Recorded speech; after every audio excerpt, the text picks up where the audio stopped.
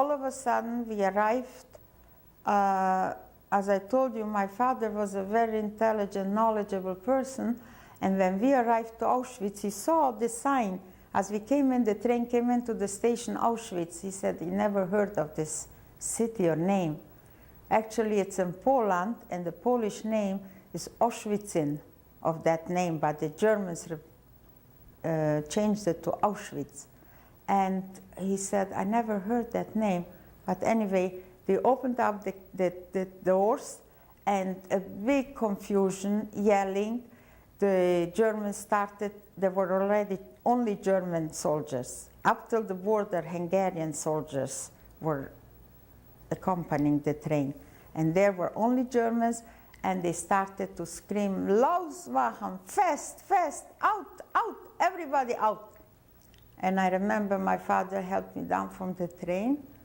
He kissed my forehead, never saw him again. They took us to those bathhouses. They shaved my head. My mother was standing next to me, and she didn't recognize me. She started to call my name.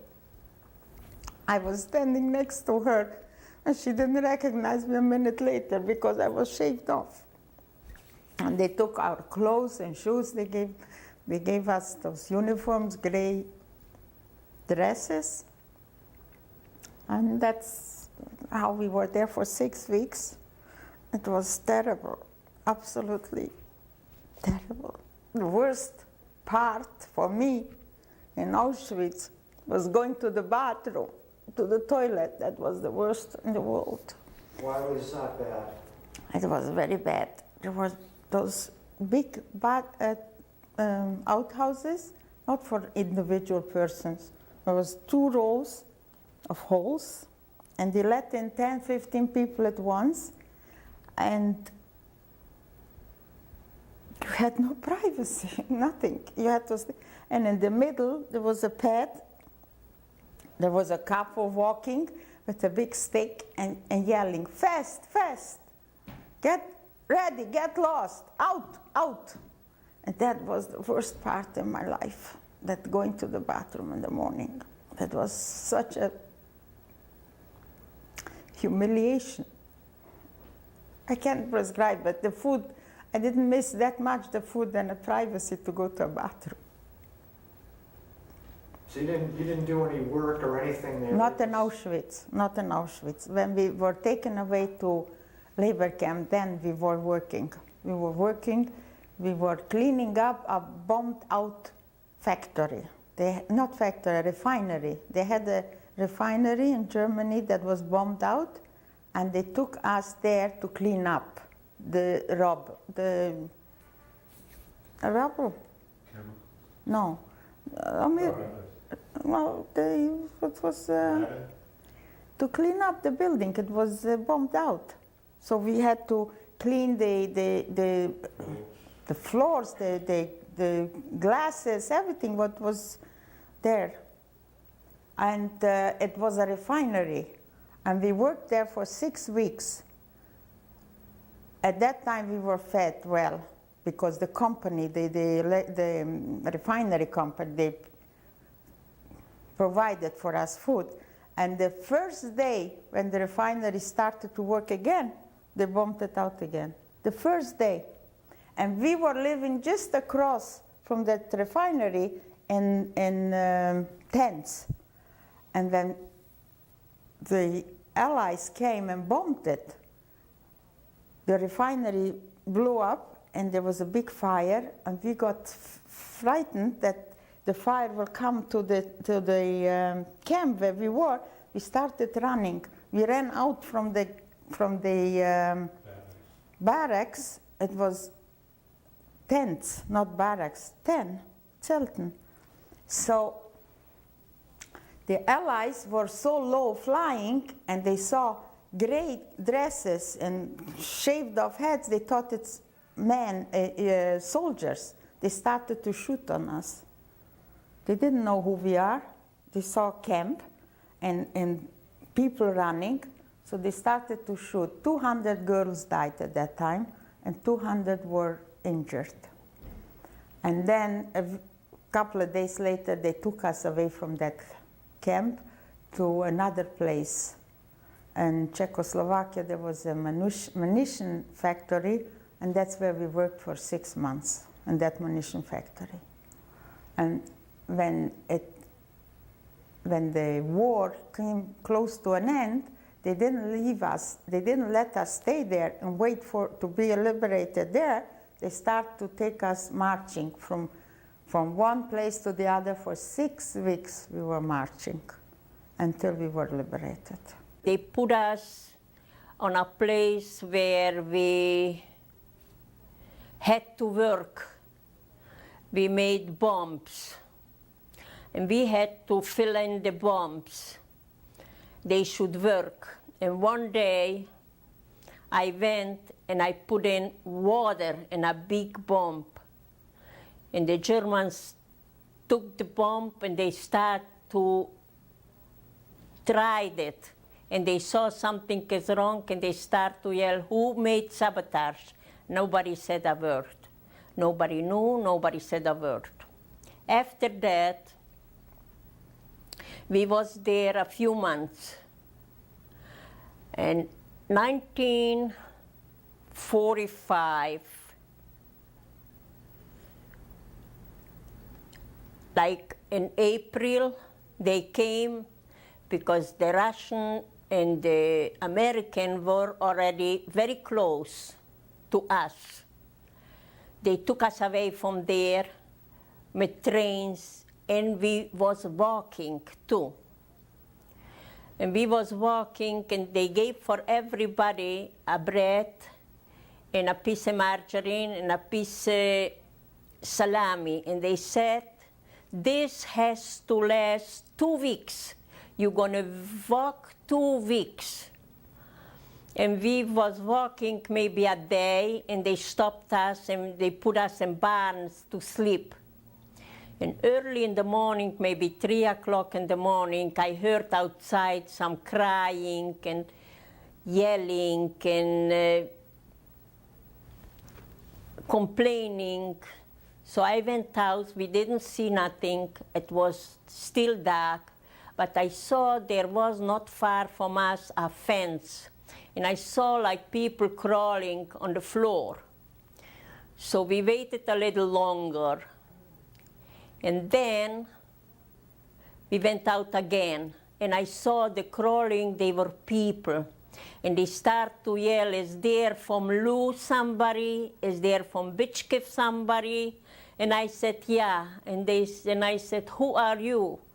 And then there was 2 brothers from Le, Tendler brothers. And one guy was there from Poljana. And I had the bread in my hand, and I started to throw over the fence. They were very hungry, and they were swollen and black. They said, "We didn't eat for 14 days almost." So the girls start to yell, "Don't throw away the bread. We're not going to have what to eat." I said, if they could survive 14 days, we're going to survive too. But I threw the bread, and other people grabbed it.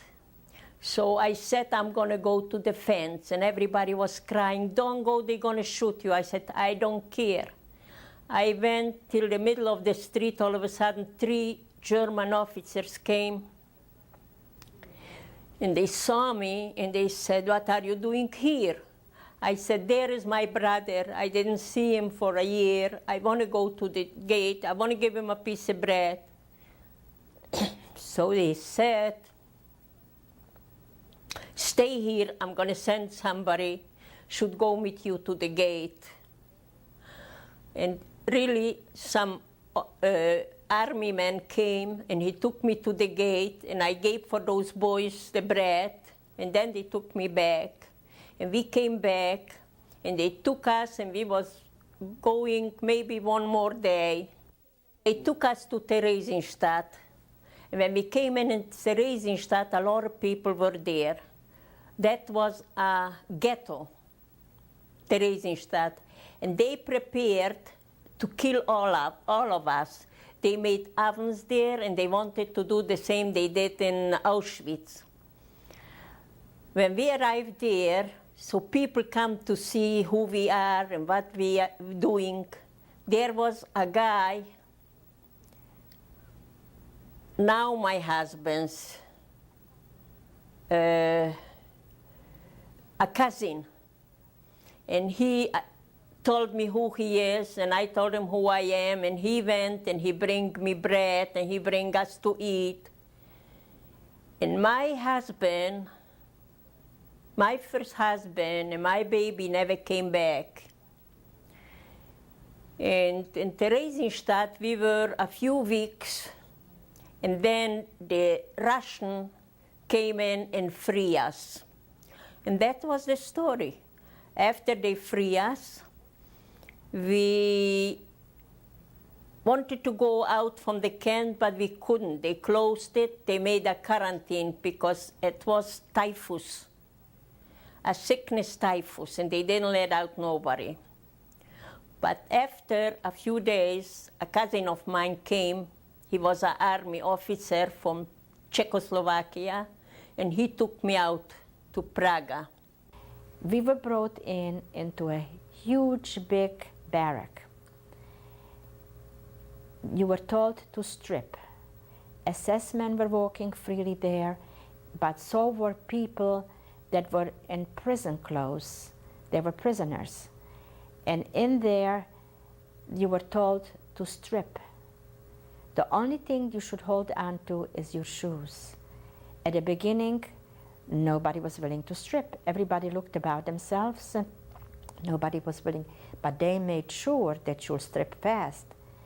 They picked out one or two. First, they beat them up well, and at the end, they shot one. So you got so scared that you stripped in a hurry and walked away from the bundle that you left. You were told to walk away from the bundle and line up in a row of one. And you had to walk through, and your hair was cut off. That was the first thing they did. Not only your hair on your head, but all over, wherever you had hair, it was shaved off. From there, you were brought into a huge, big shower room, which had showers. The same shower room, though, had water, plus it had gas pellets as well. We were, at that time, chosen for work. By the time we got out from there, we were about 3,000 women. We were handed a gray dress. Being I'm small, so I stepped all over that gray dress.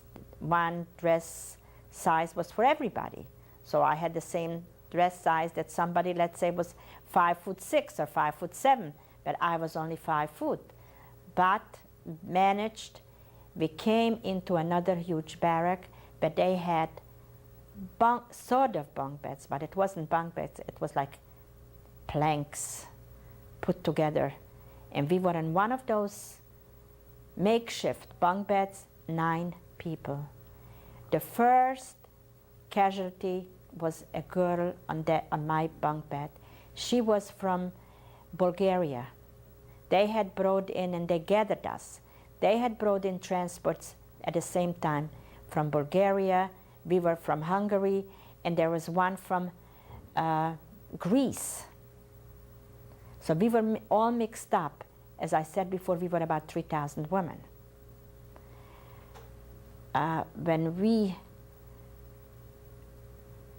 Is it okay? Yeah. Okay.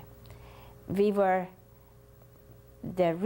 I told you that the first casualty, this girl had very high fever. So now we don't know, did she die of dehydration? Did she die? We don't know what she, but by the morning, we all knew that she had very high fever that night, but there was no way that anybody could do anything for her. By the morning, she was dead. She was a 19-year-old girl. While we were in this particular barrack, which was in Birkenau, I was in Birkenau, and they block was 14A, the block that I was in. I was in Auschwitz 9 weeks, but now let me tell you episodes in these 9 weeks. After about 2 weeks being there, they collected us all and they undressed. We had to undress, and which we did quite often because we were quite often selected. And whoever had a pimple on the body, that pimple put them into the gas chambers. And surprisingly enough, that more of us didn't go because we were infested. That building was infested with bedbugs. And they would, you could see them, loads of them, they were attacking you. At night when it was dark, you were attacked, and everybody was so chewed up from these bedbugs that we all had pimples on our bodies. But somehow somebody's pimples didn't show as much as others, but you were constantly selected, and those pimples really put you into the gas chambers.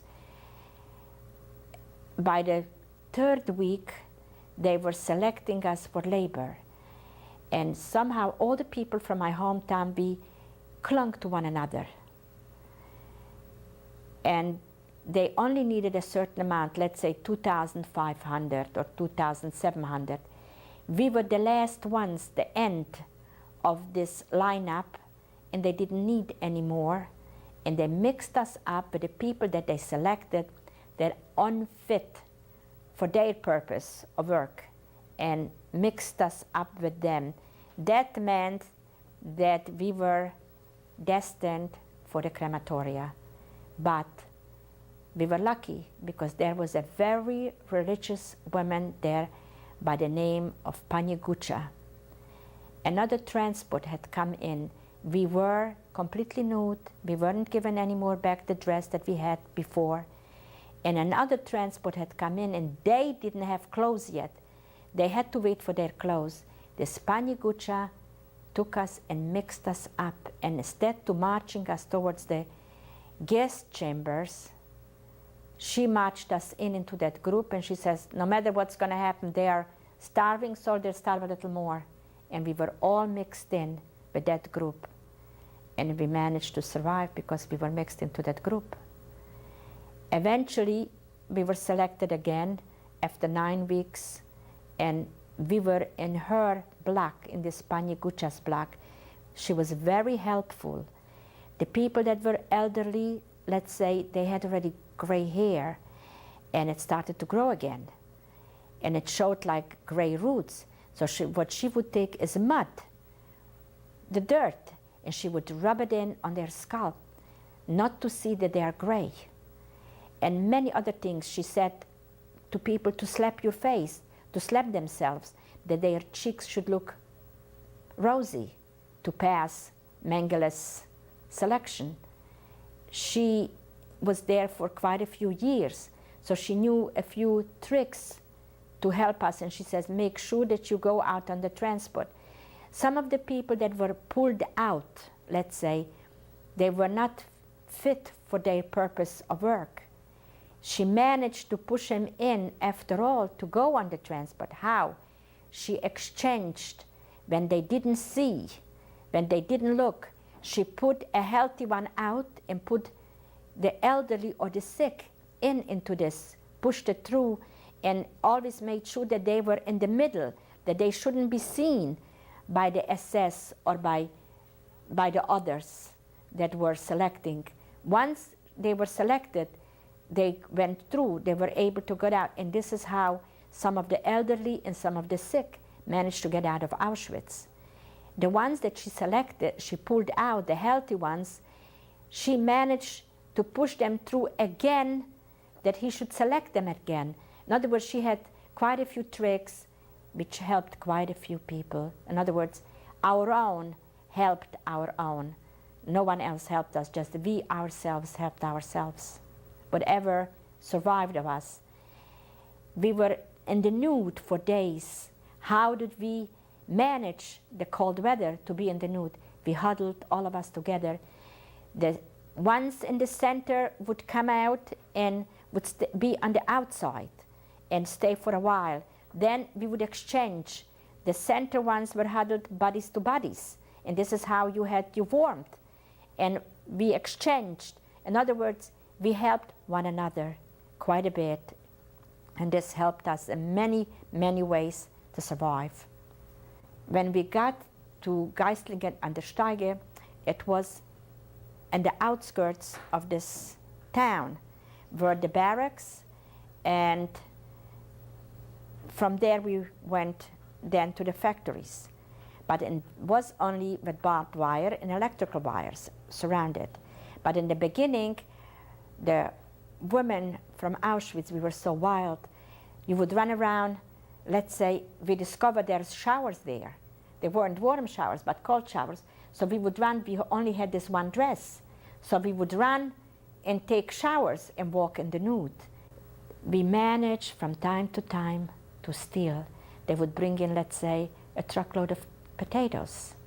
So we would manage to, and they emptied it from this truck onto the plain floor, and then you had to, people that were assigned to that had to carry it into the kitchen basement. Each time they brought potatoes, you would there once in a while run over and grab a potato and run away. In other words, steal a potato, steal a turnip. One day they brought in turnips. The people that I was lined up with all the time, she would say, "Auntie, look, they brought in turnips. Maybe you are small, you'll manage to steal one." It was Christmas Eve. They brought in the turnips. I went to steal a turnip and I was caught. I was caught by one of these couples. I was brought before the SS woman who was the head of the concentration camp. Now she realized that I was a child, but I knew that I'm not allowed to give my real age. So she asked me in German, "Wie alt bist du, Kleine?" How old are you, little one? My answer was 17 years. I'm 17 years old. She looked at me again and asked me again, "How old are you, little one?" And I said again, 17 years old. Now, let me interrupt this and let me go to something. It was called out Statarium, they called it. If you were caught stealing or doing something that they did not approve of, they had a stool. Your hands were tied to the legs in the front to the stool. Your legs were tied to the back of the legs of the stool. And you were given 36 lashes. So rarely did you survive the lashes. So now I was caught at that time that they said Statarium. Everybody and myself thought that was it, that I'm going to be tied up to that stool and I'm going to be beaten to death. But lucky for me, there was a woman from my hometown. When I was questioned how old I was, she in turn said she's merely a child. Now the SS woman brought out a bread, a whole bread, and handed it to me. This was Christmas Eve. It means the Christmas spirit got her. I came back to my barrack and I was willing to share the bread with everybody else.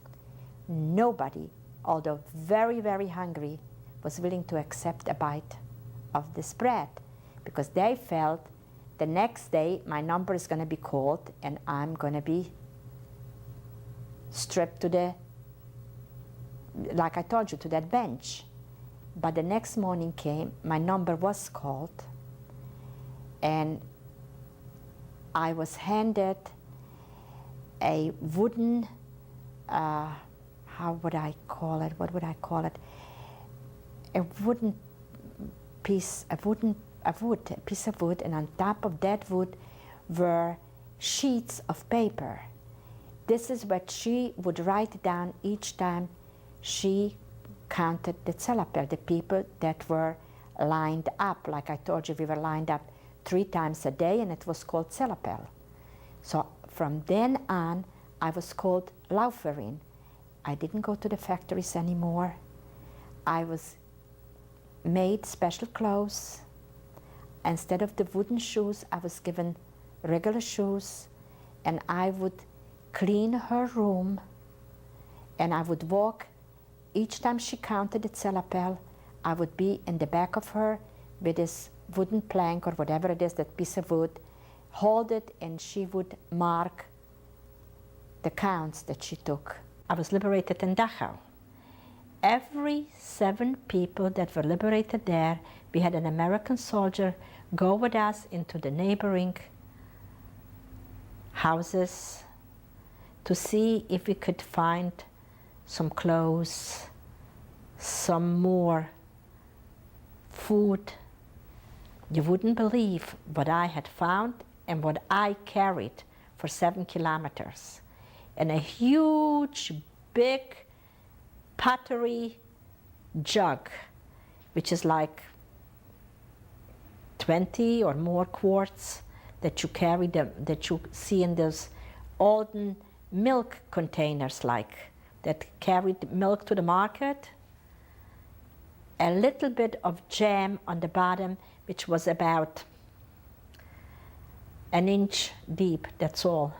And I was dragging that for 7 kilometers. So the American soldier felt pity for me, so he grabbed the handle and I carried the other handle.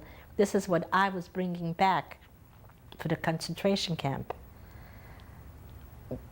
Why would I bring jam, this little bit of jam, being deprived of all the food and all the sweets and all that? So seeing this little bit of jam in that jug was such a big thing that I dragged it back. That was the only thing that I brought on this excursion for things together. There was a lot of barracks, and they all had bunks, like one on top of the other. There were 2 or 3 bunks, I don't remember exactly. And you were assigned in one of these barracks, and like I said, you got a blanket, that's all, no pillows. And they had mattresses, hard mattresses, and that's where you slept. But they had toilets outside the outhouses. They had no running water, or that stuff in the barracks. But they did have a shower room, and you were assigned when you can take a shower. You couldn't go take a shower anytime you wanted. I don't know, once in 3 or 4 days. They assigned, each group, you can go in and take a shower. And when we went to work, I think it was about 500-600 guys in a group. So we went from our barracks, we went 500-600 people, either a day shift or we went a night shift. And 1 week you worked like 8 hours, I think, and 1 week you worked like 16 hours. So, each week they were changing, and it was really tough, when you were walking to the train in bad weather. They were dressed up themselves with raincoats, with helmets, with all the stuff, and we had nothing, If we had to walk in the rain, we got soaked in the rain. And sometimes, it was very cold. We were there in the winter time too. It used to be snowstorms, and we were not dressed. We had just the prison clothes. That's all we had on. Just the prison clothes, and we were freezing.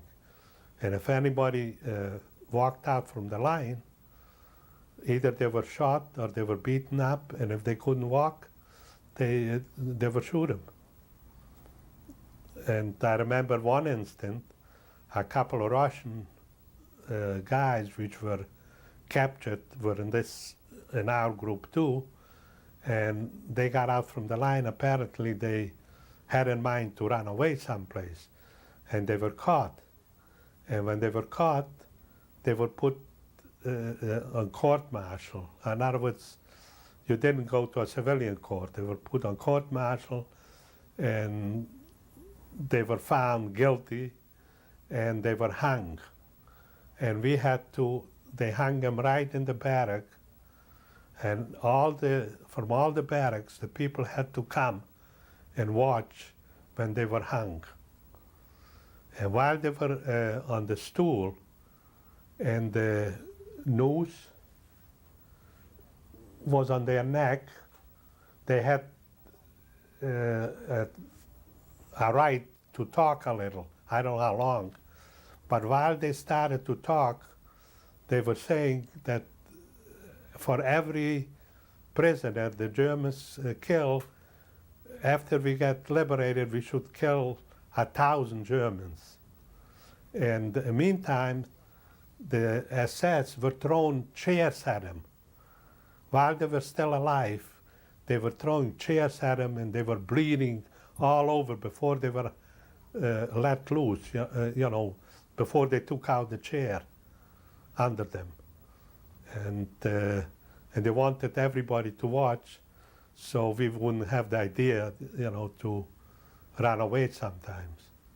See, while I was in Landsberg, and I started to work there on some construction, I was very weak, and I was starved out. So for some reason, my legs started to swell up, and I became sick, and they put me like in an infirmary, and I was there a few days, and then they shipped me out to Turkheim. I was already better.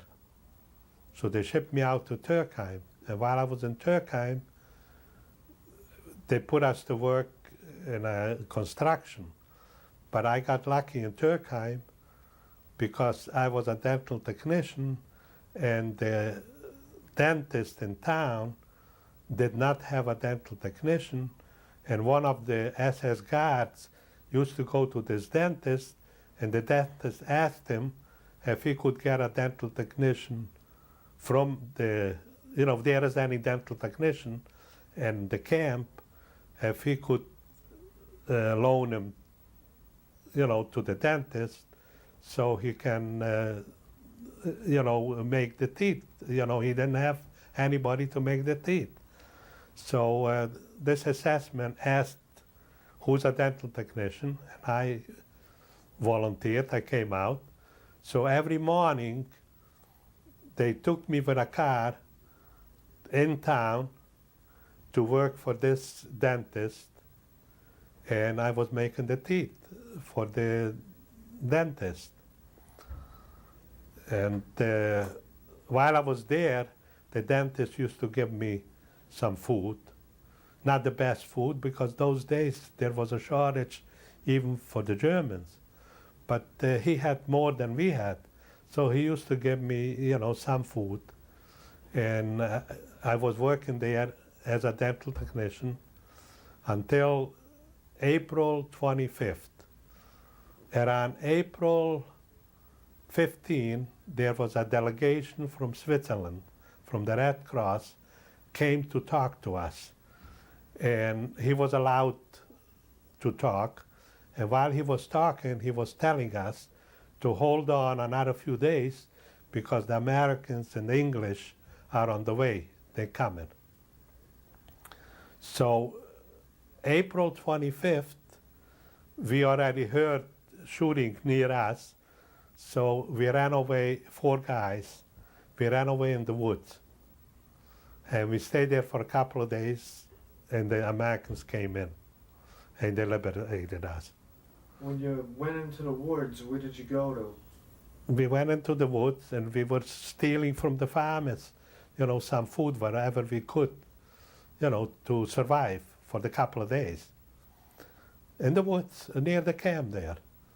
And then the Americans came in, And as soon as we saw the American troops come in, we came out, and they took us right away to the hospital. And we were in the hospital, cleaned up and checked out. And we, then we came back to the camp. And in the meantime, the camp director, or commandant of the camp, was an SS too, but he tried to be as nice as he could to us, because he figured if we got liberated, the Americans were coming already, and if we got liberated, we'll have some good words to tell the Americans about him. What are some of the nice things that he did for you when you were in? Well, he tried to, not to push us around, and maybe try and get some farmers to give us an extra potato or something, or cigarette once in a while. He used to give us, just little things.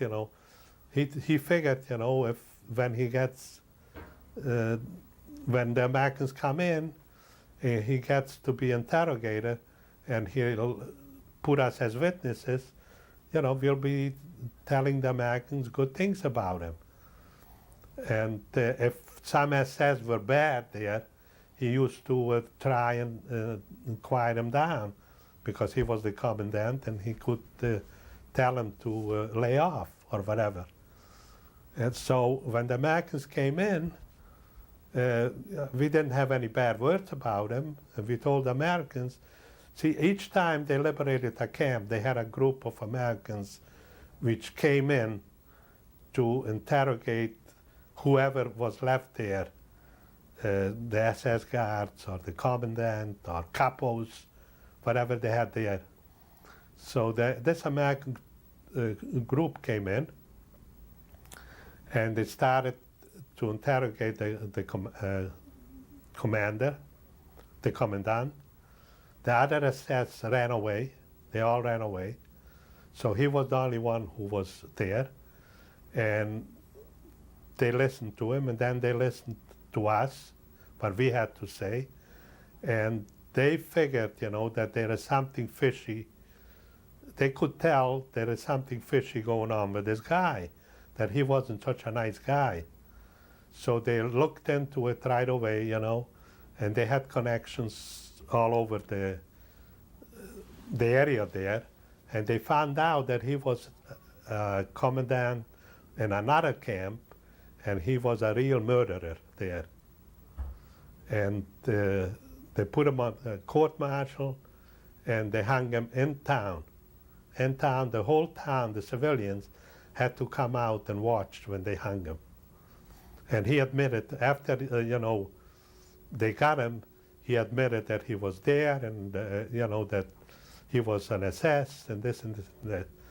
And he wasn't denying it already. They caught him red-handed, like, And in Alach, which is approximately 3 kilometers from Dachau, there they were trying to take out the Jews, and we were afraid that the Jews, they had 3 camps, one Gentile and one Jewish camp and one ladies' Jewish camp, which was only fence were to one near each other. So I was, and they said Juden austreten, which means the Jews should get out from the line, and I didn't want to go out because I didn't know what's going to happen. So I remained, and they had only my name, and it's marked that they took me away from Hungary. So I remained as a Gentile, and they took me in. They had their certain those barracks, every nationality from the Gentiles, like the French they had, the Hungarian, the Czechs. So I was claiming I'm a Czech, but they took me away from Hungary. So the Czech took me into their barracks. And I was liberated April the 30th, 1945. And that's the story that I have. What did you feel like when you were liberated? What were your like first thoughts when you see the Americans come? Well, we were very happy when we saw that the doors, the gate opened up, and the American army came in. But we were too weak to celebrate. The only thing is, we were a little stronger than because I was in the Gentile camp, so we had more food, and because the Gentiles, they got from Red Cross parcels, and they were allowed to get a little more food than the Jews. So we were a little stronger, but I was already very weak. But I didn't work. They were keeping me inside to clean their houses or their barracks and to work because they were all elderly, like political or some army prisoners, political prisoners, army prisoners, you know, generals and things. So they were all elderly people, and they were wondering why a young man like me is there in camp. But I didn't tell them that I was Jewish.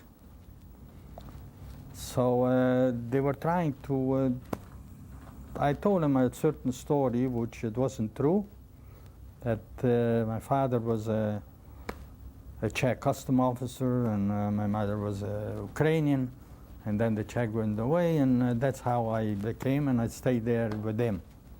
So they were, the Czechs were helping me out. I mean, to look after me because I was a young boy compared to them. I got one last question for you. Okay. And this deals with the time when you come back to Luh, right? Yeah. Tell me a little bit about your homecoming. And also tell me, my father says that you stayed there a little bit longer too. So tell me about coming back to Luh and reopening, I guess, the family store or something, and leaving and why you left. Well, I came back, we all separated when they took us to Prague. In Prague we separated, but I told for the group that for all the Gentiles that we were together in Prague. In Prague, everyone was going in a separate direction, and we were in the train station. And there I told them that I was Jewish. So they were wondering how I pulled that through, and they were very happy for me, the Czechs. And then I went home precisely just to look after if somebody is alive from the family. And I came back, we were going with trains and the top of the trains, you know, like traveling. And when I came home, I found some young boys, my age, and girls, that they came back. I think, if I remember good from the whole town, we were maybe 14, 15 people that we came back, young children. So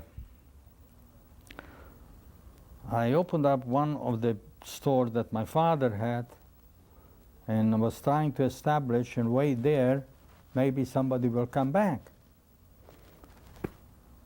So, and then they told me that my brother Michael he is not alive. That they caught him in Budapest, and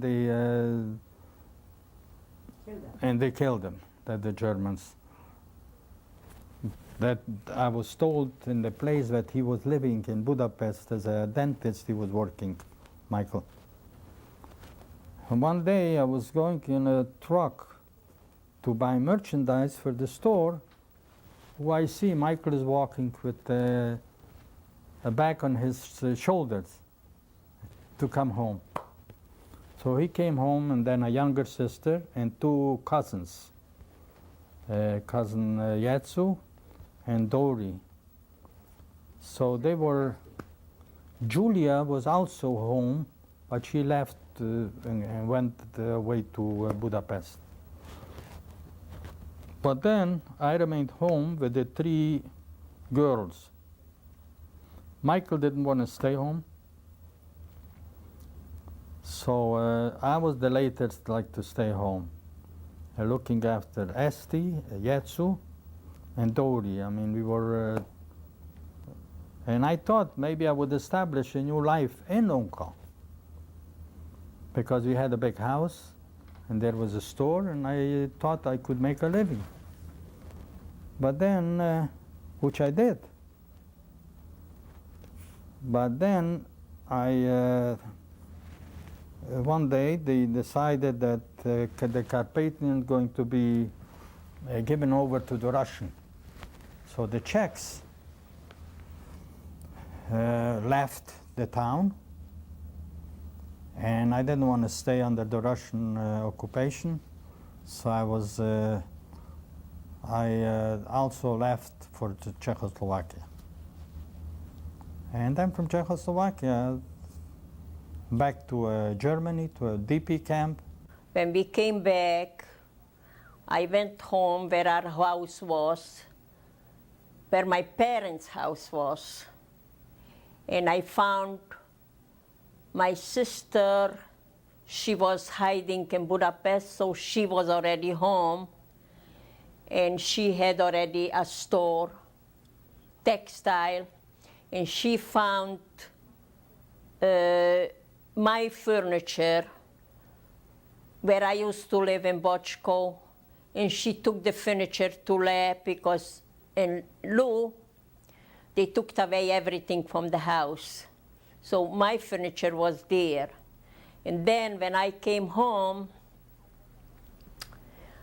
I had a very good friend of mine. Before we left, she always came and she took textiles to hide for me, and my fur coat, and my clothing, and my everything. And when I came home, she said she has nothing, that the Hungarians, when they went away, they took everything with them. And one day, I went and waited for her by the church. I wanted to see if she tells the truth. So she walks out from the church in my suit. Then I went to the Russian army, and I said I want they should go to her home and search for my things. And they went to her home, and they found a lot of textile, a lot of my husband's clothes, a lot of my clothes, my fur coat they found, and I got everything back. And I never talked to her anymore. That was my best friend who did that to me. And the Russian, the girl, that the Gentile lady who worked for us, she worked for us since I was born, till we went in the camp. I was 22 years old. So she came and she was crying. She was saying, why didn't you leave the baby with me? Now you would have the baby. But nothing I could have done. Then I went back and I went to Budapest. And from Budapest, I went to Czechoslovakia. And from Czechoslovakia, we went to Germany. Some of them were happy that we came back because the city was deserted without the Jews. Some were happy. The others might have not been happy, but they didn't show it. Some were nice. Some were really nice and happy. Some non-Jewish people who were protecting even the property of the Jewish people who left, but very few. Most of them, most of the houses, all of the houses were robbed out. Whatever we left there, it was everybody's anyone who wanted could have what he wanted. You just had to go into the houses where the Jews were taken away and take whatever you liked. Some were nice enough to return, like let's say a neighbor, a next door neighbor who was living there, knew what we left behind. He protected it. When we came home, they said, look, this is from your house, I want you to have it. But very few, very few. And then it was also a very troublesome time because this part of the country was occupied by the Russians. So we weren't so happy with the Russians either. They caused some trouble too. They were between them troublesome too. So it was a time of unrest. People left, very few stayed. Whoever had family in the West tried to leave, to go. Most young people left for Israel. And whoever had relatives in America or in Canada, they left there. For America, very few were left in Sziget, very few. And in Buchenwald, there, they put us special, the very sick one, which I was very sick that time, and I couldn't walk, they carried me. And they put us in a special barrack. But yeah, I still remember number 41. And a few days later, we just had American came. And they first when they came, they threw up some bread. They threw down bread. A lot of people got killed to catch the bread from the planes, you know. And then when the American came in, they always did. How many people they could, they take out. They take me out, I fell down, they say I cannot walk. They threw me back in the barrack.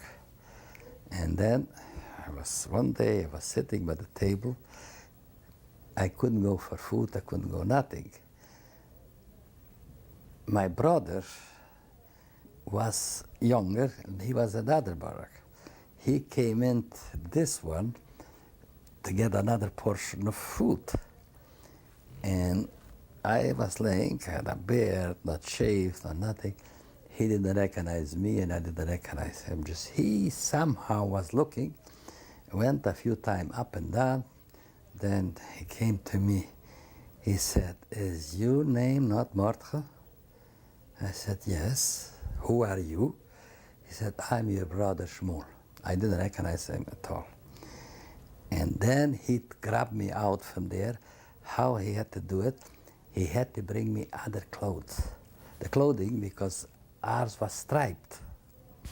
So we couldn't go out from this barrack. Just, he changed the clothing for me, and he grabbed me by the hand, he went out with him. He saved me. He brought me food, and slowly, slowly I came to myself. After this, he got sick. And as I told you before, I brought him food, and he was in a hospital, and the 8th or 9th floor. And he told me that he's very hungry. They don't give him food there. So he put down a rope, and I put a dish, and he pulled up this, which after this I realized I did wrong, because the doctor said he shouldn't eat. They gave him just so much food because he had typhus too.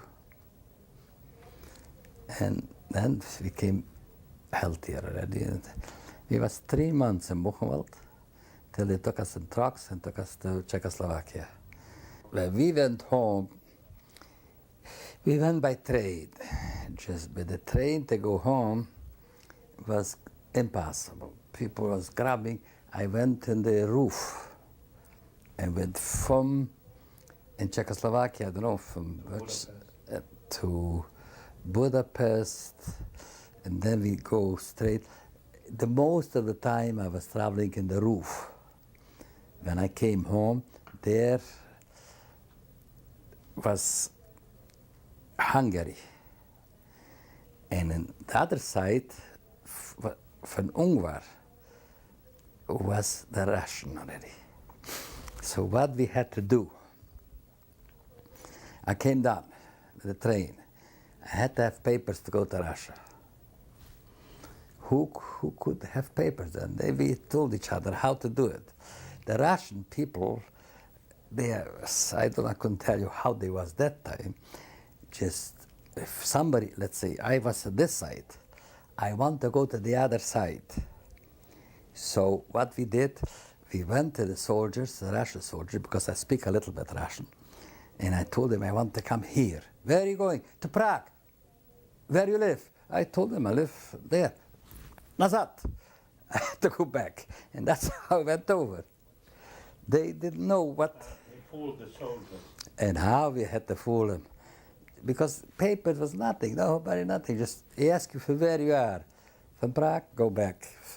If I would say I'm from Bochko, for Luh, he would tell you go this way.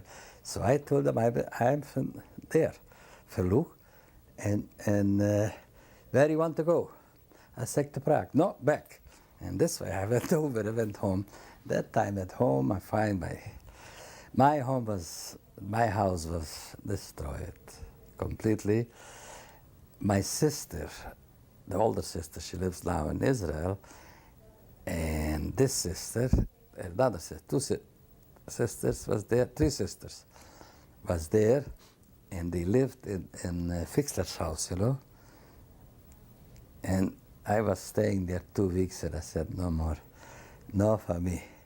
From there, because it was something to see there, what they did with our homes, and what they did with our parents, and nobody's there.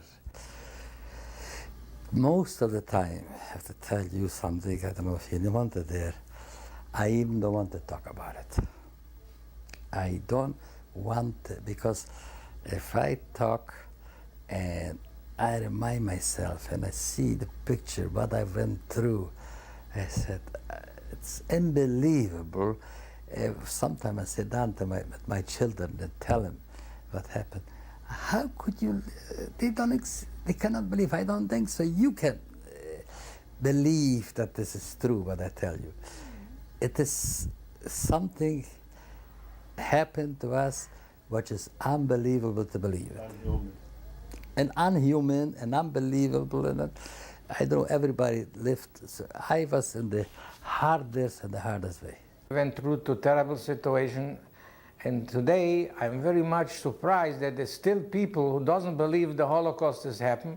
Let me just say to those people who believe the Holocaust has not happened, I had 11 uncles, 56 cousins, and I had one uncle who had 8 children. Not one child came back, not my uncle, not my aunt, not one of the 11 children came back.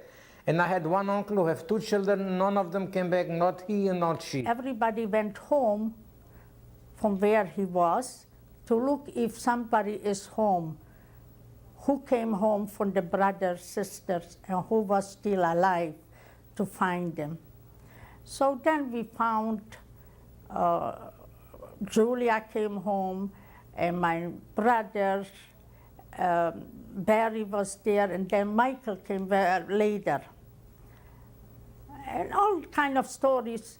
When we was in Theresienstadt, one guy came over to me and said to me, you know, I saw your father home, but he had a mistake. That was my uncle. And I came to Dorka and I said, Dorka, my father is alive. And she said, your father? It's not my father, just yours. You know, well, it's my sister. Anyway, the end, we came home, and we was a little while home, a few months, and then everybody went back to Czechoslovakia while the Russians took over the place, and nobody wanted to stay in the time from the Russians there. So one time, I came, and my friend said they're going back to Czechoslovakia. In the meantime, Dorka, Julia left. Just Michael stayed, Barry, and me. So I packed my thing and I said, I'm going. So Michael, your father was in for the store buying stuff, and he came home, and Barry said, what, Frederick? and very